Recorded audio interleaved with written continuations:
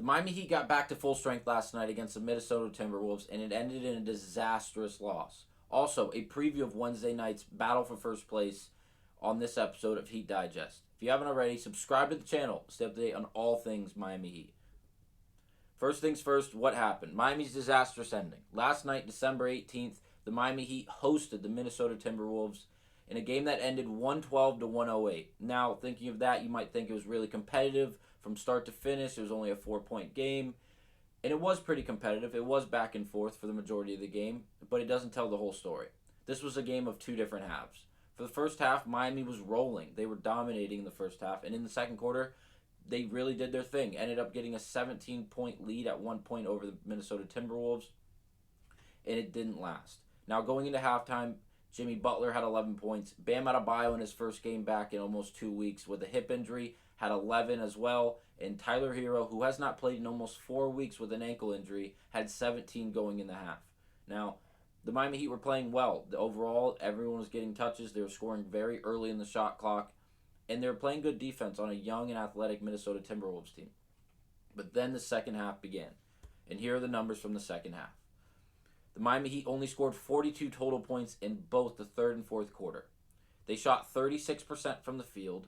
They only had 1 point off of turnovers in the second half, along with 18 total points in the paint. Simply, it will not get it done. It does not matter who you are playing. Those are abysmal numbers. In the third quarter alone, the Miami Heat only scored 17 points. Not good. Just simply not good.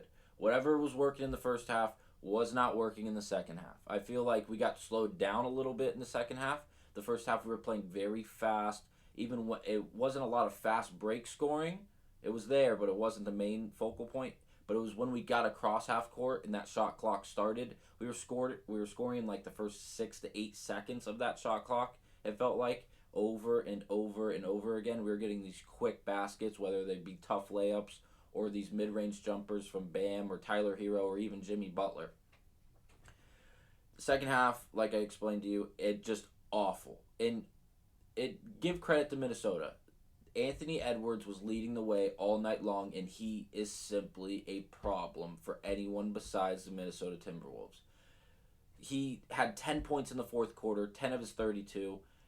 Simply shut and slammed the door on the Miami Heat's chances of possibly bringing that game to tie, go to overtime, or even taking the lead and winning. Going down the stretch, it was chaos. It really was. Back and forth baskets, Miami cutting a 3-point lead to 1, cutting a 4-point lead to 2, just trading baskets, but never able to get the stop when they needed it.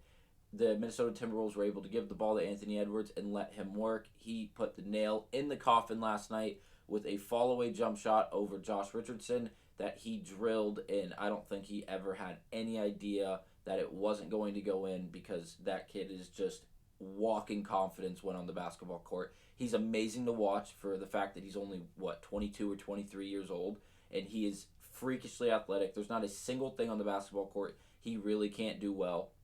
He's young, athletic, he's strong, he can shoot the three, he can shoot free throws effectively. He has no problem from mid-range, whether in the post or facing up. And if you foul him, it's like the LeBron effect. You probably aren't going to foul him hard enough because he is so freakishly strong. And especially for his age. He's only 22 or 23 years old. Now the Minnesota Timberwolves, with the win last night over the Miami Heat, are 20-5 and are tied for the best record in all of basketball with the Boston Celtics. Simply amazing to watch. It's unfortunate for the Miami Heat, but I will say, take the positives where you get them. Bam's back. Tyler Hero's back. It's what we need. Those are two of our biggest players. They are two starters who are going to play 28 to 35 minutes a game, depending on how close the game is. Last night, they both played 30+. Tyler Hero played great. Here's your box score from last night. Tyler Hero had 25 points, 3 rebounds, and 2 assists. He shot 10 of 18. The 3-ball was not falling for him. He only made 1 of the 6 that he attempted. Not great, but again, first game back for him to give us 25. He loved the mid-range game. He hit a bunch of mid-range shots, along with moving without the basketball. I think that was something huge that he was doing. And it wasn't him, obviously, he was running around the three-point line looking for three-point shots. He took 6 of them. but there were so many opportunities that he got off of just like loose balls that Miami gathered, and then he was able to be standing underneath the basket or within a layup's distance. Good, great to see. Bam Adebayo, 10 of 22 shooting. He only shot 3 free throws, which is a tad bit concerning. He had 22 points, a steal, a block. Again, the defense was missed. He's back. It's difficult to gauge when they played the Minnesota Timberwolves, who do have one of the better backcourts, or front courts in the NBA, with Rudy Gobert at the center and Karl Anthony Towns at the power forward. But again, 33 minutes from Tyler Hero, 36 from Bam Adebayo, 34 from Jimmy Butler. It's what we want to see. And we did get the production. It just wasn't up to par for what we needed. I will say I hope to see Jimmy Butler guarding Anthony Edwards. If I know that was the last matchup for Miami against Minnesota this year, and Josh Richardson was the final person to guard Anthony Edwards on his fall away to put the nail in the coffin. I would have loved to see Jimmy in that matchup. I think it would have been a bit more competitive because Jimmy's just an elite defender. But it is what it is. We win some, we lose some. Overall, Caleb Martin did not have a great game. He only shot 5 times, resulted in 2 points. Did not do well on the glass.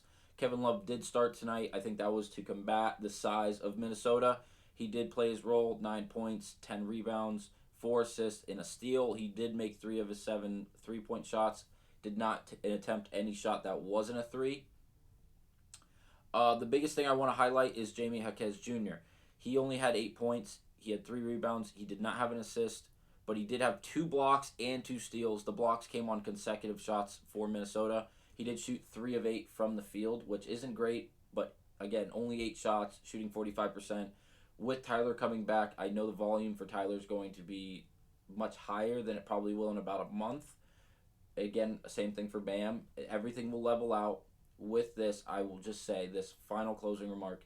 This is not a bad thing. I know it's a tough loss. We ended terribly in this game, but with all of this talent back, with Eric Spoelstra at the head coaching spot, there's going to be so many different mix and matches for this lineup and the abilities for this lineup that we're going to just skyrocket the Miami Heat's potential, and I cannot wait to see it. And hopefully this Wednesday night in a battle for first place, we see more of it.